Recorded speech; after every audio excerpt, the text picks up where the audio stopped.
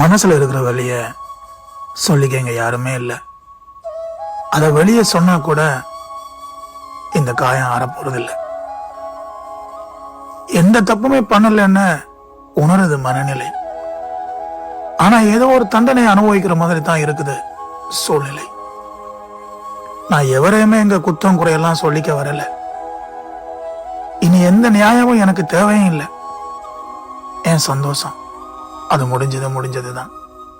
என் நிம்மதி அது தொலைஞ்சதுதான். ஞாபகம் வைக்கிற அளவுக்கு எனக்கு இங்க எதுவுமே பொக்கிஷமா தெரியல. உடனே எல்லாத்தையுமே மறந்து விட்டு போறதுக்கு வேதனையா கொஞ்சம் நெஞ்சம் இல்லை.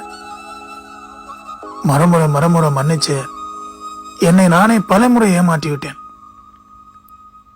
இறக்கைகள் உடைந்து விட்டது என்பதற்காக அது பறவை இல்லை என்று ஆகாது.